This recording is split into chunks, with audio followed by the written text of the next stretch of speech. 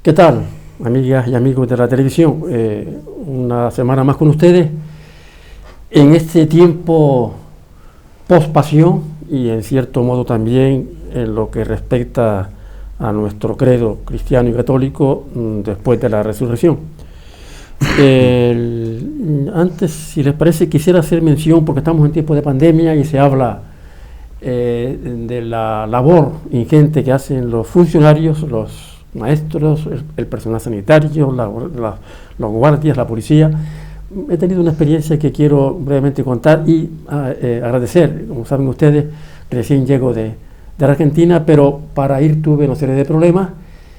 Y lo digo porque posiblemente no me van a escuchar ni nos van a ver, pero por si alguien se lo dice, agradecerle la atención a las funcionarias, a dos tipos de funcionarias, a la funcionaria del registro civil, que está en los juzgados de Las Palmas, y a unas jóvenes, unas funcionarias muy diligentes, muy comprensivas, que aligeraron un papel que tenía que llevar, y también, por supuesto, a la funcionaria de la sala de apostillamientos de juzgado que está en la plaza de San Agustín. Les doy las gracias, también son funcionarias, y propiciaron que yo tuviese un encuentro afectivo, generoso, altruista y y muy entrañable con mi familia argentina. Dicho esto, y perdonen esta digregación, como siempre estamos con ustedes en Teaca Televisión y Nortevisión, y como siempre también estamos los tres que estamos en esta tertulia de Al Día, Esther Santana, mi compañera psicóloga, y mi también compañero y amigo Antonio Melián. Bueno, bienvenido. Y muchas gracias. Y si quieren comenzamos a hablar y a comentar algo de nuestro punto de vista y de nuestras, a lo mejor hasta experiencias, a lo mejor incluso para los que rozan el ser agnóstico, hasta incluso ateos o católicos o cristianos, un tiempo que podía ser hasta de reflexión. Incluso yo antes le comentaba a mi amigo Antonio que tuve la oportunidad de asistir este Viernes Santo a un oficio religioso del Viernes Santo, el viernes famoso de la loza, cuando cae la loza del entierro del Salvador de Jesús. Se rasgó la vestidura. Se rasgó la vestidura. Exacto. Y el cielo se puso en tinieblas, ¿no? A una ceremonia en un pueblo de la isla, poca gente, nada de jóvenes, pero claro, el sacerdote, con toda su buena intención, estaba absolutamente lejos de la realidad. Una plática, un sermón del año 18, de antes de casi tridentino, en fin. Y luego también tuve la oportunidad de ver un reportaje, porque me gustan los reportajes que hablan de la Biblia, del histórico, de la antropología, de la arqueología, del cristianismo, ¿no? Sobre la llegada a la sede de Pedro del Papa Francisco argentino, por supuesto. Y entonces pusieron una serie de secuencias, de imágenes que tienen que ver con sus orígenes, y le atribuyen y le denominan el Papa de los pobres. Muy bien, sus orígenes argentinos, en las villas que yo conozco algunas, sacerdotes muy comprometidos con la cosa social, pero lo fueron mezclando con el oropel y con el lujo de las grandes residencias del Vaticano. Me chocó un poco. Bueno, dicho esto, de todas maneras, cada uno y cada una vive la Semana Santa esta que se dice con todo, como cree, como quiere, tiempo vacacional y tiempo, por supuesto, de pandemia, que luego también vamos a hablar, ¿no? Pero si les parece, Esther, comparte con nosotros y con nuestros telespectadores este tiempo de recogimiento o de vacaciones que has vivido. No la comparto religiosamente. A mí hace mucho tiempo que la Semana Santa dejó de ser lo que llaman Semana Santa para los cristianos. Bueno, es unas vacaciones y lo vivo como unas vacaciones. Y no es porque no crea yo tengo mi Dios. Yo hablo con Él. Yo creo que existe algo es superior a nosotros, algo que es divino, que está por ahí, que no lo vemos, que no lo ve muchas personas, porque algunos dicen que lo han visto y yo los creo. No tengo por qué no creerlo, pero no soy de las que van a las procesiones ni a la iglesia hace mucho tiempo que dejé de hacerlo, influenciada precisamente por lo que acabas de decir del Papa o de los curas, que yo creo que no saben llegar a la gente de otra manera a como lo hacen ahora, o como lo hacían también, ¿no? Y es pues hablando, sentenciando como la verdad, esta es la única verdad que existe, ¿no?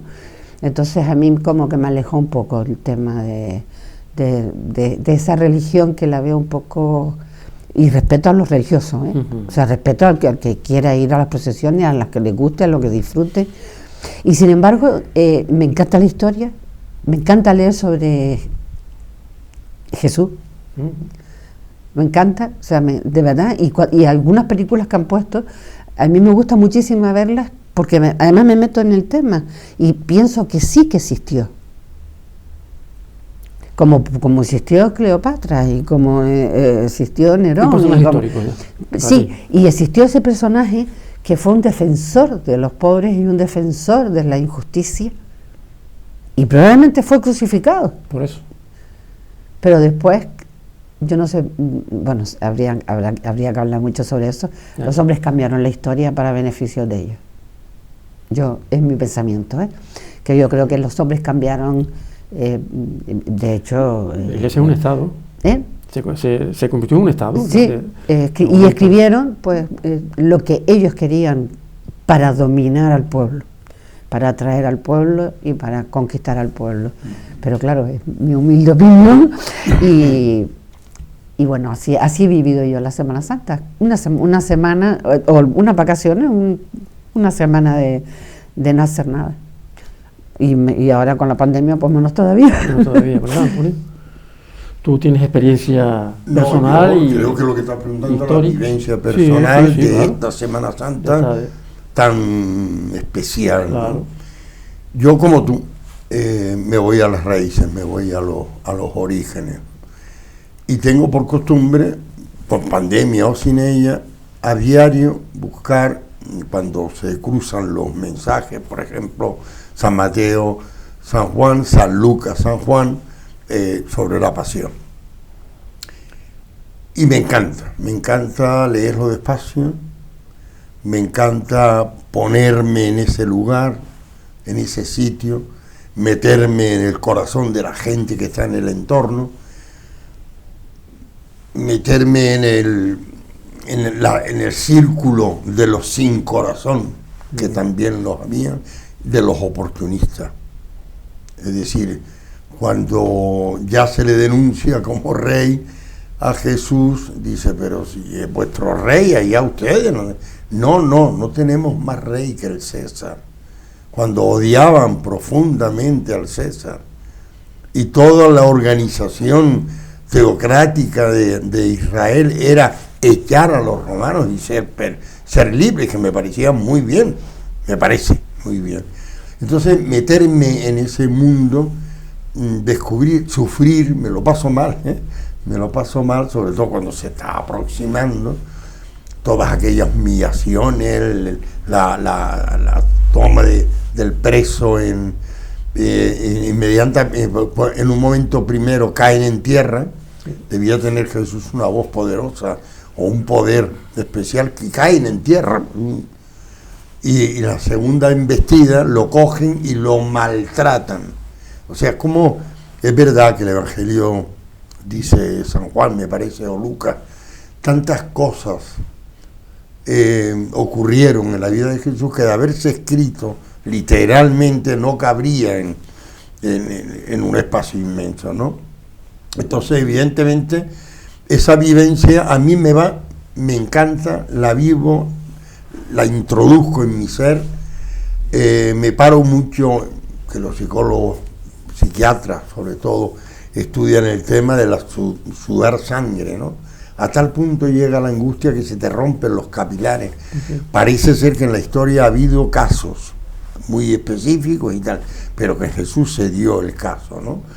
Sudar sangre, es decir, es la contrariedad profunda que hay entre una voluntad superior, no solamente divina, sino humana, que Dios deje de hacer que tanto nos molestan y no salve su vida. Quita de mí este cáliz, no se haga mi voluntad sino la tuya. Son términos contradictorios, pero en medio está mi alma torturada. Entonces yo creo que es llegar al verdadero concepto de la vida, donde yo no puedo eliminar mi responsabilidad y culpar a Dios de ello, ni asumir yo toda mi responsabilidad frente a situaciones que me desbordan, que son superiores, que están en el mundo, ¿no? Entonces, a mí yo no he podido ir a los cultos, entre otras cosas porque lamento llegar, quizás muy abrigado, y llegar a la puerta y decir, no puede usted entrar porque está el cupo, y a correr para tu casa otra vez. Digo, no, pues bien, Dios ha llegado el momento, dice Jesús, en un momento determinado de su predicación, que a Dios se le adora en espíritu y verdad, en cualquier monte o en cualquier otro sitio. Yo me acojo a esa enmienda bien, y disfruto ahí del tema, ¿no? Es una cuestión interesante porque también enlaza con el sentido histórico, antropológico y hasta arqueológico de las búsquedas de orígenes de lo que es la Biblia, el Antiguo Testamento, con grandes diferencias, ¿no? Siendo agnóstico, siendo ateo, siendo cristiano, es decir, es una realidad histórica. Y, por cierto, el señor o el Agustino Lutero tenía razón cuando fue a Roma y surgió esa famosa frase, sentencia de Roma veduta, fede perduta, es decir, vio la magnificencia, cómo vivían los papas, los cardenales, los príncipes de la iglesia, cómo incluso atentaban contra ciertos mandamientos de la ley de Dios, entre ellos la codicia, la avaricia y la lujuria, ¿no? Y ahí queda, y claro, y ahí surgió, como bien sabe sobre todo Antonio, que es un licenciado en ciencias religiosas, la ruptura con la Iglesia Católica y con lo que significaba el Vaticano. Pero sí me gustaría fijarme, porque claro, yo en este encuentro que tuve en este pueblo, donde fui al cementerio un poco a honrar a los familiares que tengo enterrados en ese pueblo, ¿no? Y amigos y amigas que me educaron en la infancia y me quisieron. Luego vimos una iglesia que había un culto a las 5:30 de la tarde, vamos a entrar, estamos un rato. Y me llamó la atención porque en uno de los momentos finales, perdona a tu pueblo, Señor. El famoso canto que a mí me recordaba, perdona a tu pueblo, Señor, no estés eternamente enojado, que a mí me recordaba cuando yo era un pibito, un niño de 6, 7 años, que mi mamá me levantaba al famoso Rosario del Alba, y que terminaba como... Levántate, fiel cristiano. Sí, exacto. Levantaba, medio con la legaña de los ojos, tenía que ir, y le perdona a tu pueblo, Señor, y cantando y demás. Claro, yo después reflexioné, bueno, ¿y qué culpa tengo yo, un pobre niño de 6 años, de la muerte de El Salvador? Bueno, efectivamente. Y ahí voy ahora yo, desde el punto de vista antropológico, psicológico, el sentido de la culpa. Dicen algunos estudiosos que la culpa la inventaron las religiones del credo, las religiones del libro, el credo del libro, el cristianismo, el judío y el islamismo. Sí, porque antes los romanos y los griegos, sus dioses no les inculcaban el sentido de la culpa, porque era otra cosa, ¿no? Y claro, y luego evidentemente, como bien sabemos, ese sentido de la culpa lo retomó muchos siglos después el psicoanálisis, por ejemplo, para, en cierto modo, retrotraernos a la infancia, y la práctica psicoanalítica que en cierto modo hurga en el inconsciente de las personas para, mediante un fenómeno catártico, recuperar a las personas de esa culpa o de esos pequeños o de esos grandes traumas de la infancia, que es uno de los grandes fallos del psicoanálisis, de que luego en cierto modo creen que determinan su comportamiento posterior de los humanos, ¿no? ¿Qué quiero decir con esto? La culpa. ¿Qué es la culpa? ¿Por qué nos sentimos culpables? ¿De qué nos sentimos culpables? ¿Cuánto nos dura esa culpa y cómo se redime esa culpa? Que, como muy bien sabe sobre todo Antonio, en el cristianismo, sobre todo en el catolicismo, se redime mediante el sacramento de la confesión. Te confiesas, te absuelven, te ponen una penitencia, te arrepientes y ya quedas libre, ¿no? Hay procedimientos psicológicos, procesos psicológicos de las diferentes escuelas, que esa culpa que anidamos muchas veces dentro se pueden también redimir o se puede recuperar esa autoestima mediante otros métodos más psicológicos y más científicos. ¿Qué sentido tiene para vos la culpa? Tiene muchos sentidos, pero el primero que me ha venido a la mente es el poder someter a las personas. La culpa lo que hace es tenerte agarrado, tenerte dominado, tenerte sometido. Mientras te hago sentir culpable, eres mía o eres mío, o me pertenece, o me vas a tener que pedir perdón. Entonces viene la culpa, los remordimientos, muchas veces provocados por esa situación en la que las otras personas quieren dominarte y quieren imponer sus criterios. Y la religión lo ha utilizado, claro que sí. Claro. Lo ha utilizado en el sentido de, si te portas mal vas al infierno, y si te portas bien vas al cielo, y eres mala y mereces un castigo bueno, ya afortunadamente eso ha cambiado, pero yo no sé si ustedes recuerdan, yo sigo en la esquina con los brazos extendidos. No solo la escuela, estoy hablando de la escuela, claro. Y era una manera de o rezar 10 Padres Nuestros, o 20, o 30, o sea, era una manera de hacerte sentir culpable y además de pagar por ello, ¿no? ¿Cómo muchas personas se han podido liberar de esa culpa? Liberándose de los dogmas, liberándose de lo que la religión nos transmitió desde pequeños y haciendo creencias propias que pueden ser muy válidas y pueden ser muy salvadoras, sin dejar de creer en lo que realmente existió. Y no sé si me estoy explicando bien, pero en lo que realmente pasó en la historia, porque yo sí sé que ese señor existió,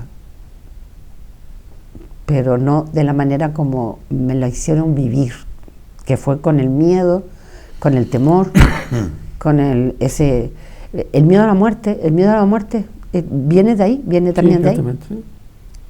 Sí, verdad. Muchos dicen que qué sería de las religiones sin la muerte. Y la gente, yo creo que la gente tiene miedo a la muerte, que nos vamos todos. Sin miedo a la muerte.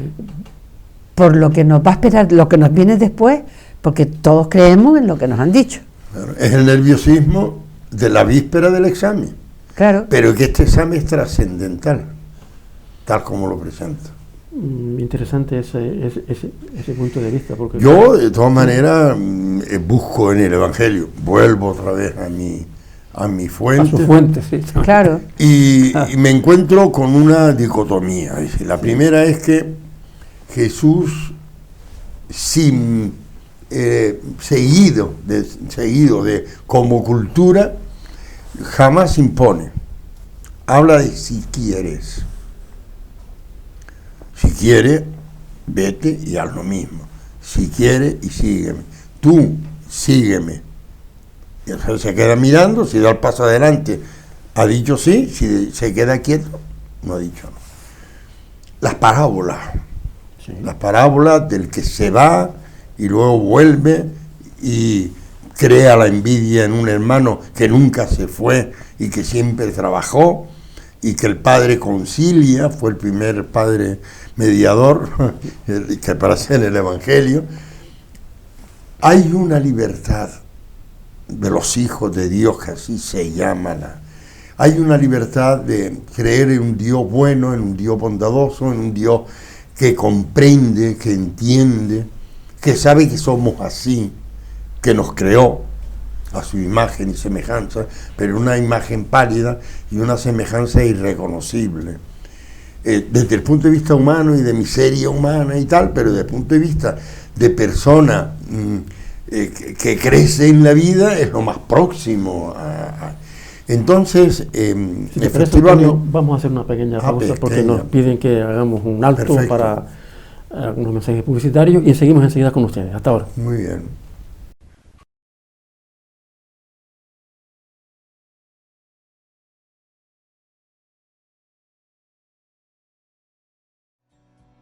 El ahorrador de electricidad Estaminal es el único aparato del mercado comprobado que reduce el consumo de electricidad después de haberse instalado en miles de hogares en Canarias. No deje que su factura de electricidad afecte a su economía familiar. Estaminal es autoinstalable y no consume electricidad. Estaminal le garantiza una reducción de un 20 hasta un 35% de su recibo de luz. Diga basta al excesivo consumo de electricidad y llámenos ya al 928-481-249. Recuerde, puede ahorrar hasta un 35% de su factura de electricidad. Estaminal, la seguridad del ahorro.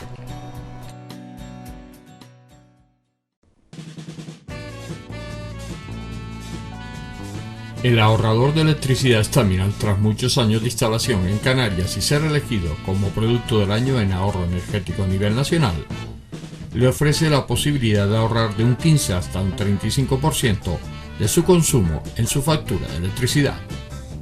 Sea cual sea su negocio local o industria, Estaminal tiene el ahorrador que se adapta a sus características. No se fíe de las imitaciones, Estaminal solo hay uno, con las homologaciones de la comunidad internacional. No deje que los gastos abusivos de electricidad afecten a la economía de su negocio. Pídanos presupuestos sin compromiso al 928-481-249. Ahorrador industrial de energía Estaminal, la solución a su excesivo consumo energético. Recuerde, ahorre de un 15 a un 35% de su factura de electricidad. Otra vez de vuelta con ustedes, queridos y queridas telespectadores. Estamos comentando asuntos que tienen que ver con este tiempo posterior a la Semana Santa y posterior a lo que en el credo católico y cristiano significa el tiempo de Pascua, el tiempo de resurrección. Por cierto, en Argentina muy vivido el tema de la Pascua, ¿no? De la Pascua ¿no? Que se hacen fiestas y se comunican las familias y se felicitan y demás. A mí una cosa, si les parece, que me llama la atención y que tiene que ver con la historia, ya que estamos comentando, haciendo unos retazos, unas pinceladas sobre aspectos que tienen que ver relacionados con la Iglesia y con su sentido y con su significado como comunidad y incluso como Estado, porque al fin y al cabo la Iglesia tiene un máximo representante de las conciencias humanas religiosas, pero también es un estado de que mi reino no es de este mundo, es falso. También tiene un reino de este mundo, ¿no? He notado y noto, y claro, y he observado como mucho también el boato del que se rodea la Iglesia como espectáculo es la política. El espectáculo es la política, se ha convertido en un espectáculo televisivo en el que abunda más el medio, como decía Marluga, que el mensaje, ¿no? El medio es el que hace que las encuestas que hacen que los partidos y sus representantes y los políticos que viven de esto suban o bajen en la percepción popular, ¿no? Pero no, he notado, por ejemplo, antes, yo recuerdo de joven, adolescente, las iglesias estaban abiertas. Las iglesias estaban abiertas en los barrios, en las parroquias. Hoy pasas por la ciudad, todos los templos cerrados. ¿A qué voy? Faltan posiblemente sacerdotes, donde antes había, como bien sabe Antonio más que nosotros, y yo también lo sé, había sacerdotes, párrocos y coautores, sobraban, sacerdotes sobraban, curas, sobraban seminaristas, ¿no? Y quizás también me lleva a una reflexión que con este tiempo de pasión pasado, y que hemos compartido también estamos compartiendo con ustedes, a que quizás faltan silencios, ¿no? En el sentido de que tenemos también que detenernos a pensar.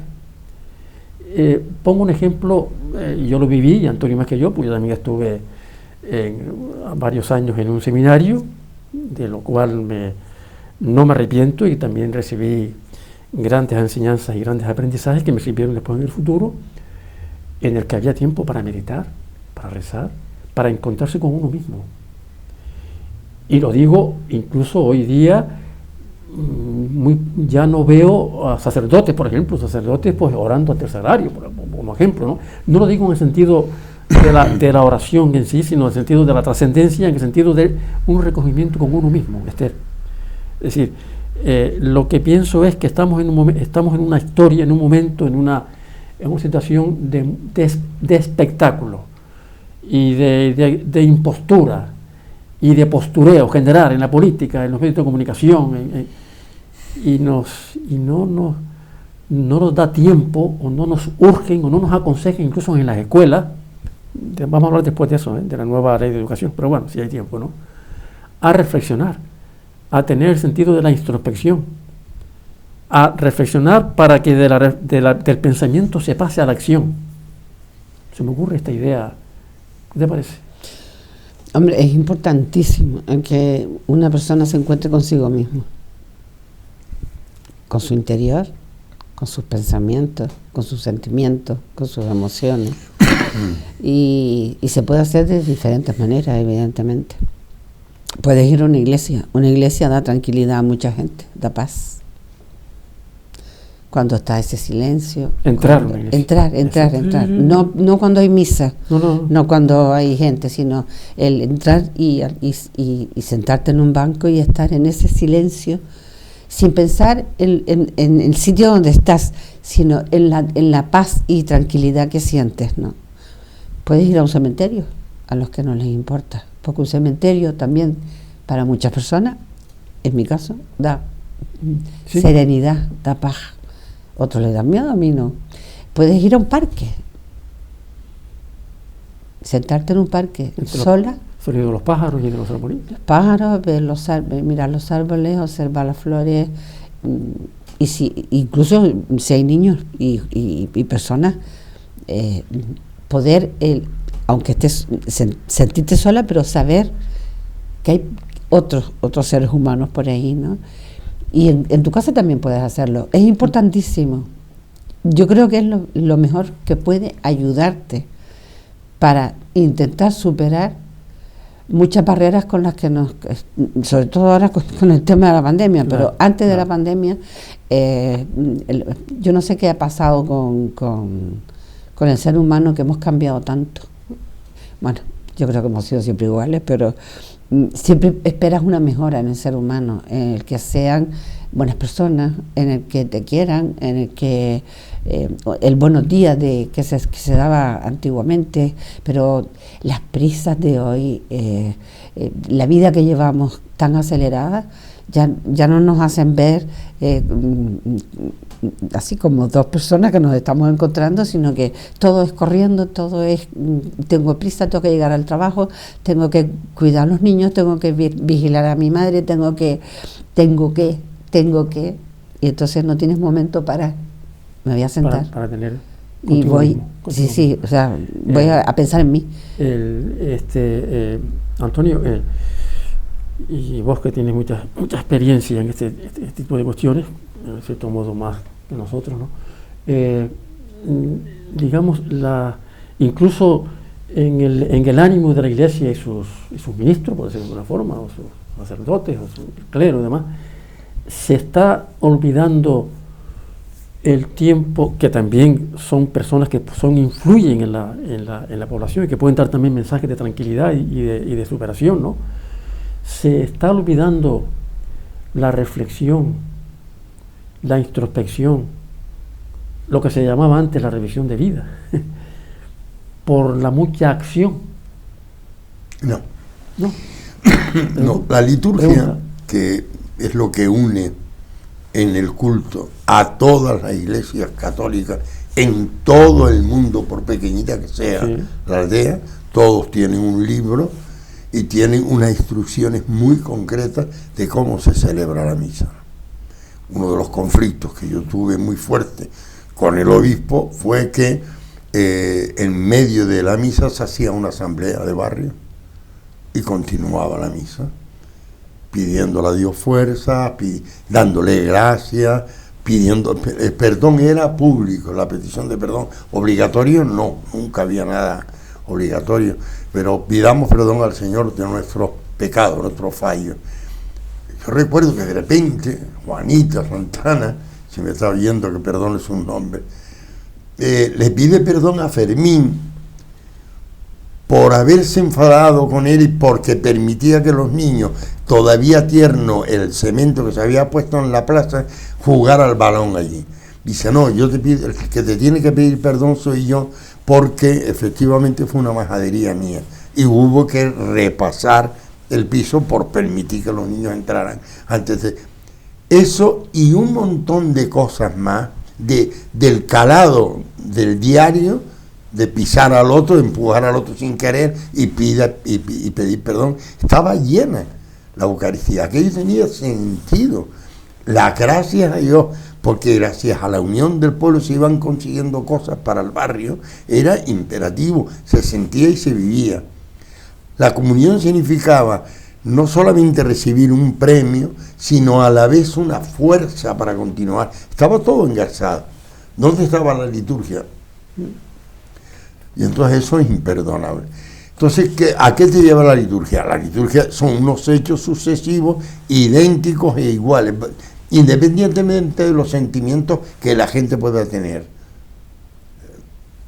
Entonces, es la liturgia lo importante. Entonces, ¿a qué lleva? A una monotonía, a un perdón a tu pueblo, Señor, cuando no te acuerdas qué canción canta.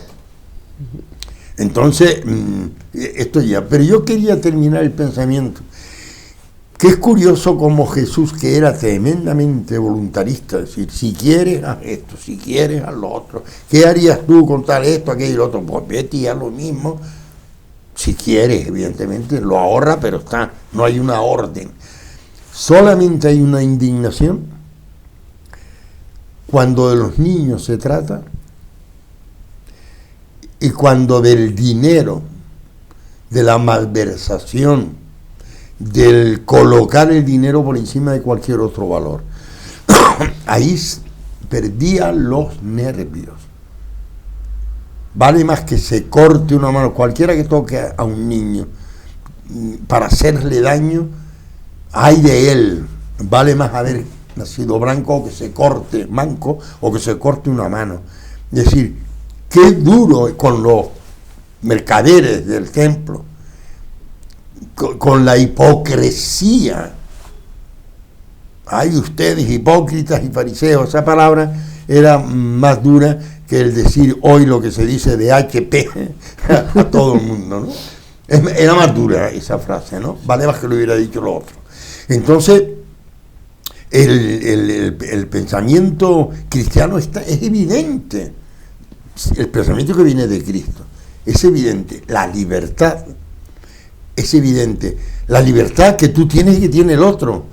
Y que un niño no la tiene porque está todavía protegido por el crecimiento. No se le puede hacer un daño a un inocente, porque inocente significa inválido, significa no tangible, significa indefenso. Entonces, ahí se indignaba. ¿Cómo casamos a esta personalidad? Y aquí está la síntesis, ¿no? Del maestro que te pueda guiar tu vida con esos dos valores, ¿no? Entre otros.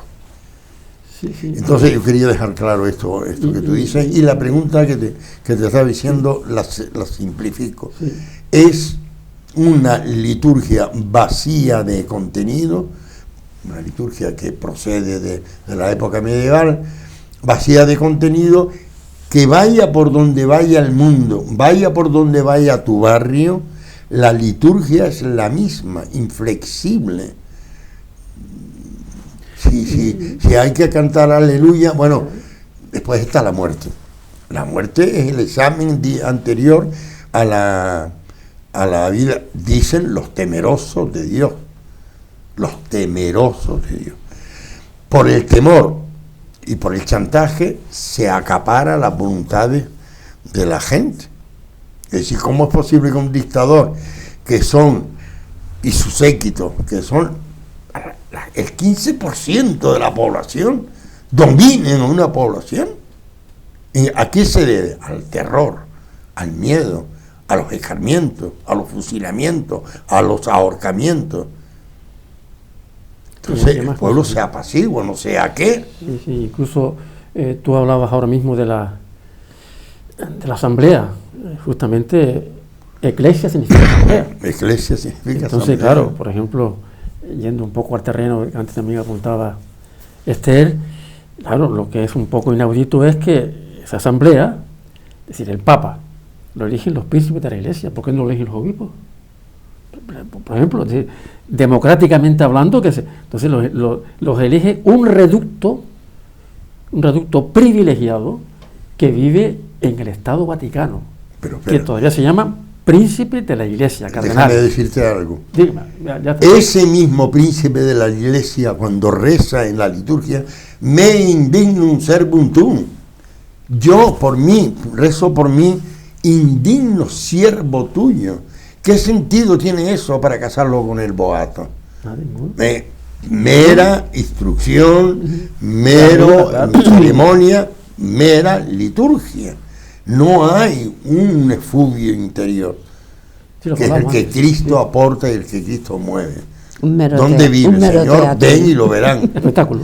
Un espectáculo. Claro que es un espectáculo, todo se luce un espectáculo que está lejos, además, como tú bien sabes, y todos lo sabemos por la historia, de las asambleas de los primeros cristianos, ¿no?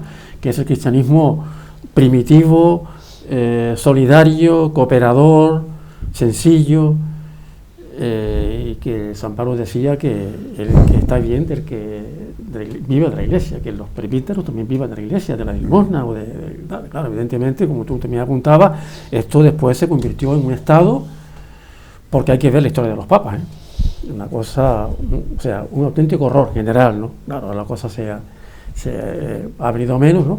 Pero bueno, vamos a hacer un alto en el camino y tocamos otro tema importante dentro de esta tertulia que estamos teniendo con ustedes a través de la televisión, hasta ahora mismo.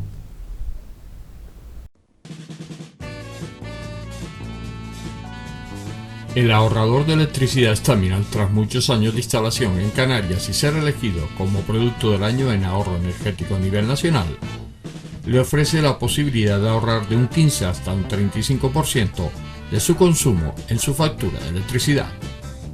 Sea cual sea su negocio local o industria, Staminal tiene el ahorrador que se adapta a sus características. No se fíe de las imitaciones, Staminal solo hay uno, con las homologaciones de la comunidad internacional. No deje que los gastos abusivos de electricidad afecten a la economía de su negocio. Pídanos presupuestos sin compromiso al 928-481-249. Ahorrador industrial de energía Staminal, la solución a su excesivo consumo energético. Recuerde, ahorre de un 15 a un 35% de su factura de electricidad.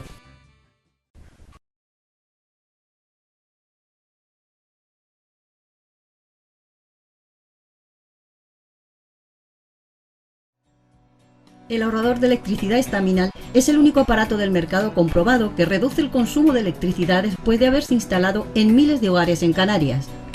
No deje que su factura de electricidad afecte a su economía familiar. Staminal es autoinstalable y no consume electricidad. Staminal le garantiza una reducción de un 20 hasta un 35% de su recibo de luz. Diga basta al excesivo consumo de electricidad y llámenos ya al 928-481-249. Recuerde, puede ahorrar hasta un 35% de su factura de electricidad. Staminal, la seguridad del ahorro.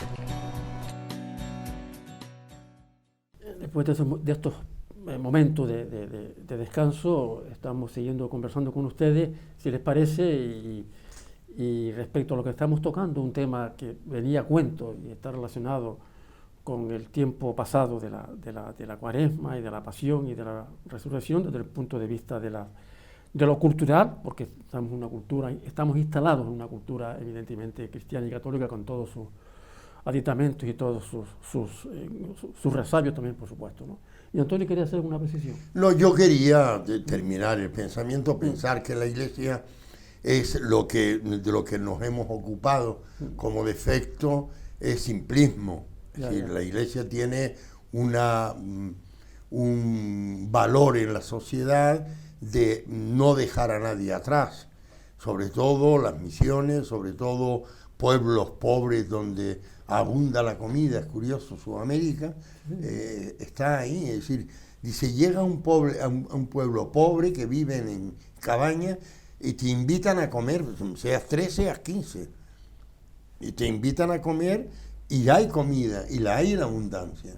Es decir, la ropa mal trajeada, no valoran el tiempo, no valoran el tiempo oro. Tienen tiempo para recrearse, para hablar, para comprar. O sea, esto es fruto también de estas misiones que llevan de alguna manera la pureza de la religión a los pueblos, ¿no? El desarrollo comunitario que se realizan, sobre todo África y Sudamérica, que hoy Sudamérica está boyante en muchos aspectos, gracias a esos trabajos que realizan, no sé si ustedes se acuerdan de la película Las Misiones, que los jesuitas promovían trabajo físico y enseñaban a labrar la tierra para que apareciera su autodeterminación de cubrirse todas las necesidades. Evidentemente terrenal. Esto está dicho. Bien, y ya que hablas de Sudamérica, pasamos página y tocamos un tema actual, porque no nos olvidemos que estamos en plena pandemia todavía, con los efectos, que la vacunación avanza, ¿no? Es un virus, es una epidemia general y planetaria, y ya que hablas de Sudamérica, por mi vinculación estrecha con un país, para mí, profundamente entrañable y hermano como Argentina, en Argentina se habla de que hay redes sociales y hay entidades culturales y sociales que hablan del siglo XXI como el siglo de las enfermedades mentales. Siglo XXI como dedicado y en el que había que profundizar científicamente hablando, socialmente hablando, comunitariamente hablando, en la resolución de un tema grave que también es una pandemia universal y que se olvida muchas veces, que es el de los trastornos y enfermedades mentales de cualquier tipo.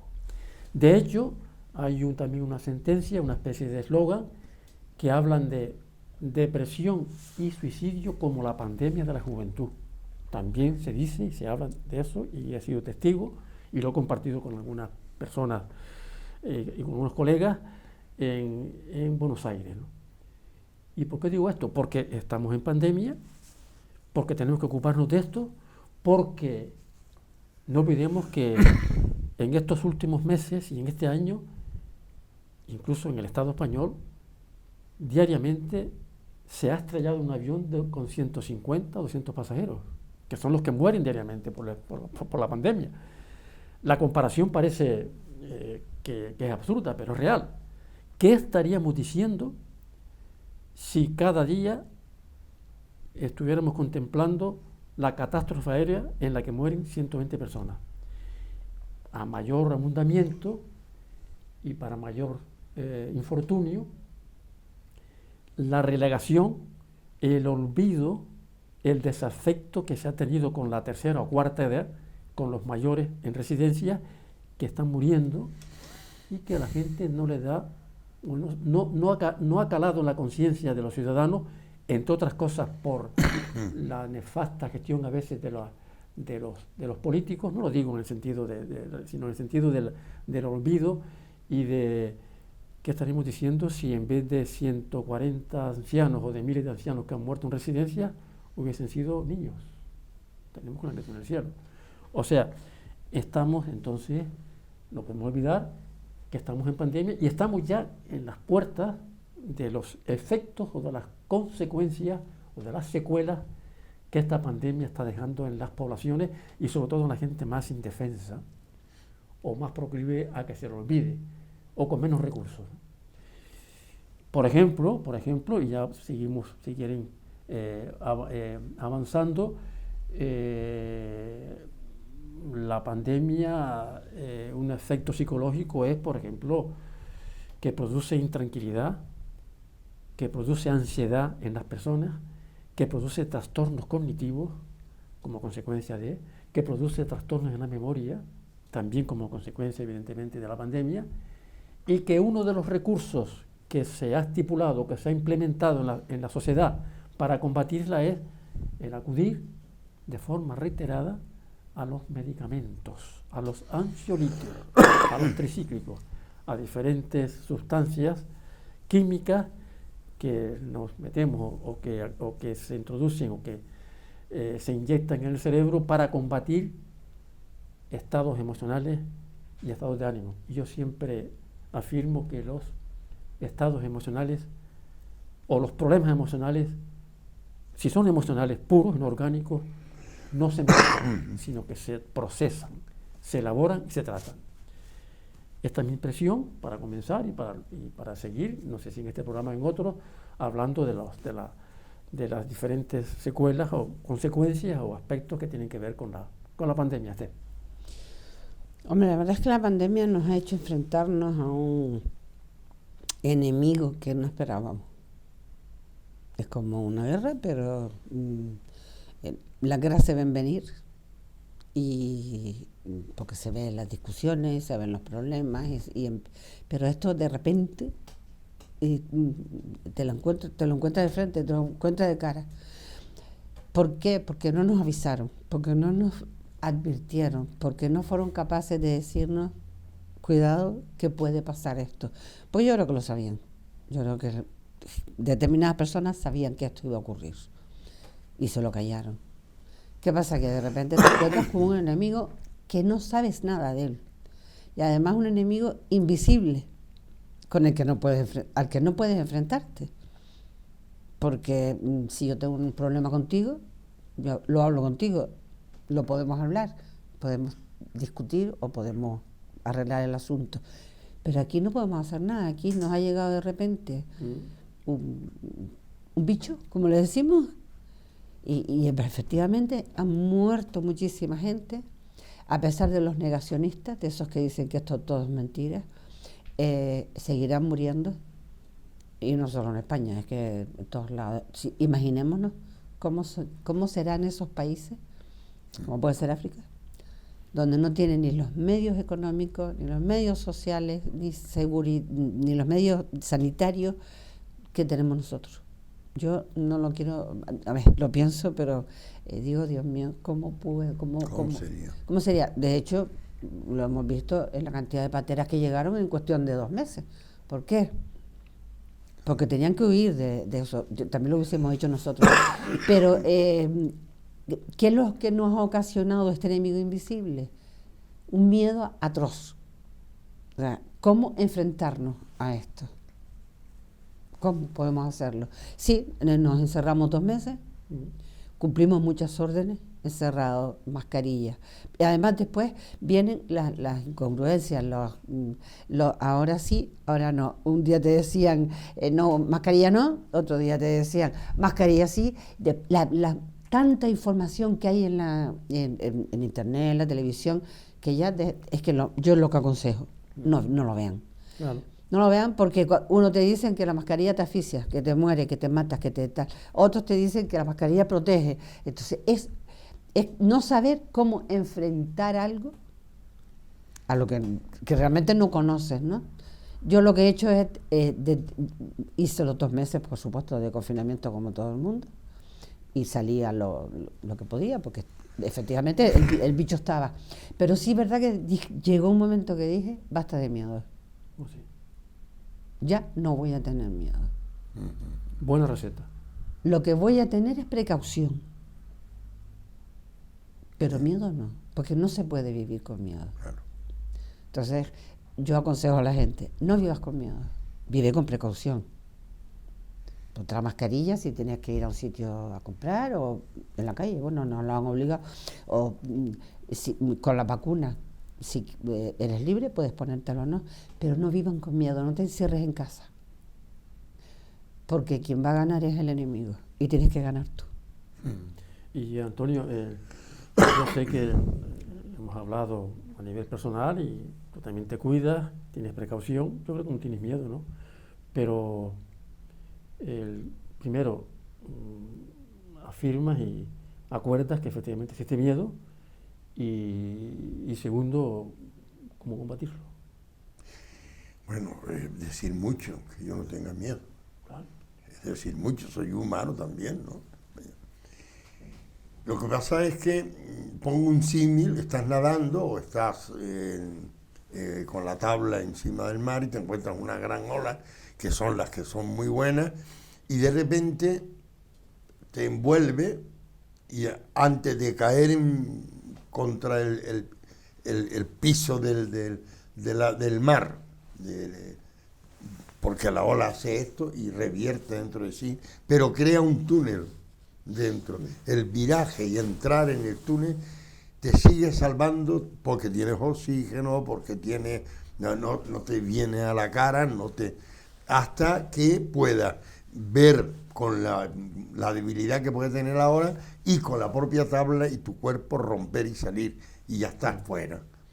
Entonces es ahí donde se sitúa mi miedo.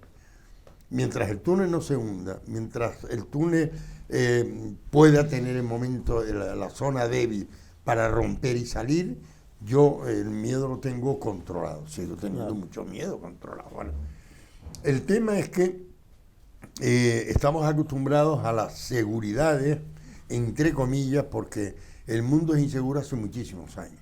Muchísimos años. Y es inseguro a propósito. Es inseguro para domesticar al ser humano y que se llegue a un pensamiento único, por lo menos que no haya estorbos para la realización de programas mundiales en beneficio de unos pocos. O sea que aquí hay que situar esto. Me parece un bicho que podemos decir que no existe, porque no lo hemos visto. Este bicho es como Dios, ¿no? No existe porque yo no lo veo, pero a ver la que está haciendo, ¿no? Vale. Entonces, no como Dios, que es infinitamente bueno, pero sí que es invisible como este bicho. Y empiezan a surgir laboratorios a investigar este virus. Desde la posibilidad de que sea un virus que se sigue manteniendo incluso por científicos bastante importantes, de renombre, que sea manufacturado el virus para lograr unos objetivos en el mundo, cuáles son, ¿no? De la misma manera que es una teoría, la teoría de la conspiración, que se está intentando derruir para que no se produzcan los sin máscara, los que organizan bailes, los que desafían al virus, aunque el día siguiente estén con la mascarilla y medio muertos en las clínicas de los hospitales. Entonces, el fenómeno es que el miedo, y ustedes lo saben mejor que yo, el miedo se produce cuando no aparecen las soluciones, no aparecen los recursos, no están en mi mano el recurso. Entonces aquí no hay recursos en las manos. Los propios médicos, los propios especialistas en virología se contradicen, como tú bien decías.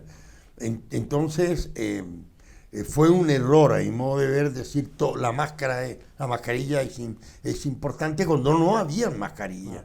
Cuando se dieron cuenta de que se estaba cayendo una histeria colectiva, de que aquí no escapamos nadie, dijeron, no, corregimos, las mascarillas no son necesarias, hasta que llegaron los primeros contenedores que obligaron, diríamos, bajo pena de pecado mortal grave, a llevar la mascarilla, con sanciones y tal. O sea que aquí estamos. Bien, estamos conversando de este tema y vamos de momento a terminar, aunque tiene muchas secuelas y consecuencias de las que posiblemente seguiremos hablando en futuros programas que están con ustedes durante toda la semana en este Al Día de TAC Televisión y Nortevisión. Sean felices y hasta próximo.